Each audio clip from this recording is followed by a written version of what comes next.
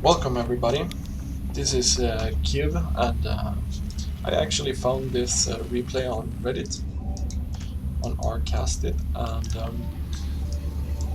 Holic was asking for some help or some pointers on why this game turned out the way it did. And I thought I'd give my 2 cents.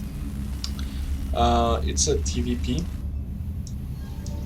which means that there's a number of builds that are viable. The current trend is probably 1 Rax and 1 Gate Expand. But we'll see what happens. In general, I would advise Terrans to actually wall off their ramp, just because it's easy to maybe deny some scouting and just maybe snipe a probe if you're lucky.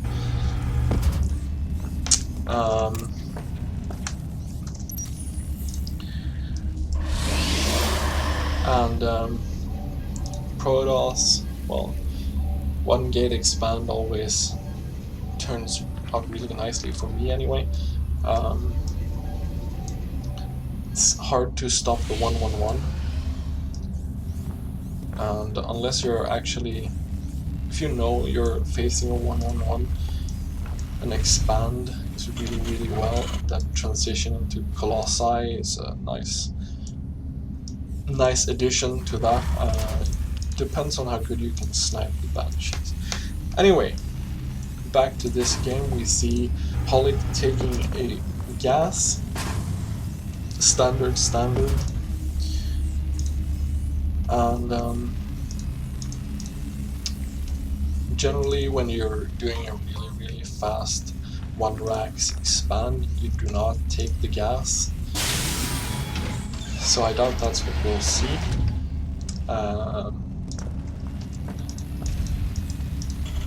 Also, another pointer for everybody who doesn't know, going up to 17 food, aka 16 workers, is the Antenn orbital.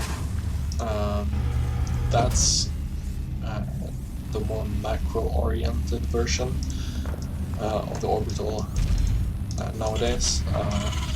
They actually cross paths around, I think it was the 6 or 7 minute mark-ish. So if you want to do a really early game push and you want to have all the resources available to you as fast as possible before that 7-ish minute mark, then you'll do a 15 SCV orbital command. If not, you should do a 16, because in the end that's going to benefit you slightly more. It's probably not going to make or break your game unless you're playing at a really high level, but it's just a nice thing to know. Anyway, we see that Holic has been scouting not that well. We see he has seen no gases, he has not seen the cybernetics core, and not the Twilight Council either. We have a little sneaky little pylon. You should always scout your base with a marine, especially this area here, this area here, this area, and this area. That's the go-to hiding spots for pylons. Actually, this area here, no pylon, but this is very indicative of an early game push. I don't think we'll see DTs, not super fast anyway. The engineering bay, I saw a lot of comments in the thread about how bad the engineering bay was, or maybe not bad, but people were a little critical about this engineering bay. I don't mind it. Combining +1 weapons with stim, which you're unfortunately not getting, is really good. And a 3-gate pressure build with stim and +1 is really strong. I guess most people would call it an all-in, but It's really good for killing off an expansion, especially if your opponent only has 3 gate. 3 gate robo, that's getting difficult, but we can see here that combat shield is about 50 seconds from finishing, 40 actually. If you see this push here, it's gonna arrive, I would say, around the same time as combat shield. So if you actually had stim instead of combat shield, I think that this push would be like super easy. It's the same thing here. Have you scouted this pylon? The push might have been slightly delayed, because if the pylon is actually finished, that's 100 minerals that you lose, and that means that this push here would be 1 cell smaller, or a warp cycle slower, to be exactly as strong as it's gonna be now. I don't mind moving out here. Your upgrade is done. I would even say that you should maybe move out a little earlier. If you want to do the +1 stim timing push-ish, just poke the expansion. I wouldn't commit to getting up the ramp unless I know that there are no sentries or something like that, but as it looks now, it looks like you're gonna encounter this force out here or something, and then these units are gonna sandwich you, and you're gonna horribly die, these units at least. And as soon as you see this push here, and if you actually lose all these units, what you need to do is bunker, maybe even 2 bunkers, and lift this off, SCVs in the main, and just some SCVs here to repair, and just try to hold on, because you're actually not far behind at all. You both have 3 production buildings, you both have an expansion on the way, your expansion is actually ahead, and yeah, the harvesters are more or less equal, but you have double mules, so don't be afraid to lift off and bunker up. You can see the charge.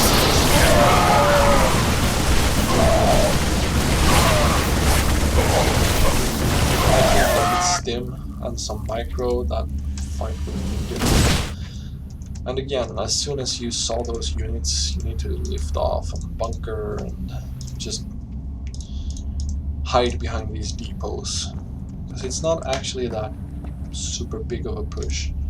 Force fields behind here to deny repair is always strong, but I think that you definitely have a chance to hold on in this game.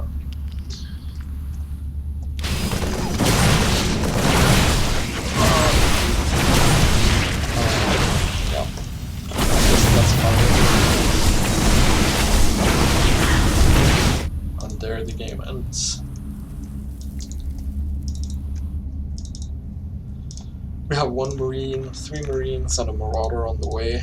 That makes 2 marauders and 4 marines. A bunker and some repair might have held this on, especially if you, I think there was a few units out here as well that got killed, but would be hard, I won't deny that. I mean, if he's actually really good, he's gonna deny repair with the force fields, but you don't know until you make that effort. Just try to hold on a little bit longer.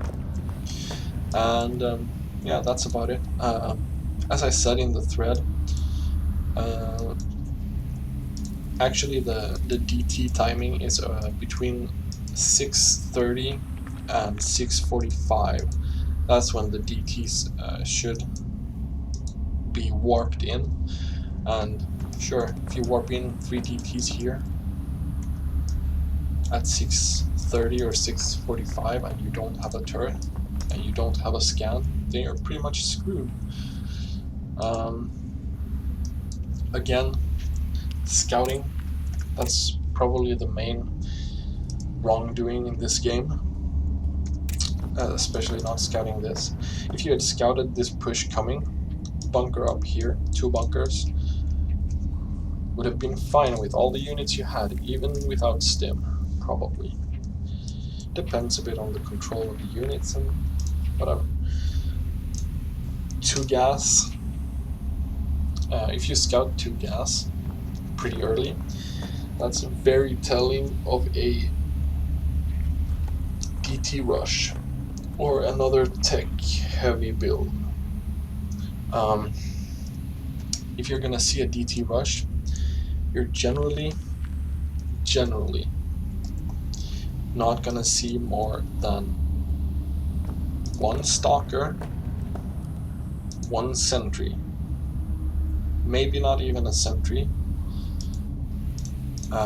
Depends on how early you actually scout, but the rest of the forces that he's gonna have early on are gonna be zealots, because you're not gonna have, even with 2 gas, DTs are 125 gas each.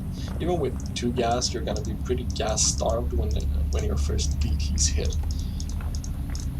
And if you really want all the 3 DTs, then you're gonna need all the gas you can get, because DT Shrine is 250 gas as well.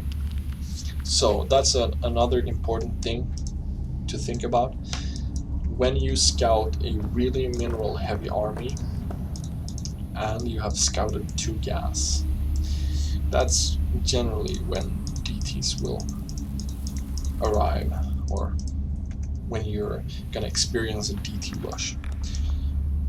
I'm not very familiar with Void Ray or Stargate plays, but I don't know how much gas you'll need or how much other units you'll see, but that's just a general tip.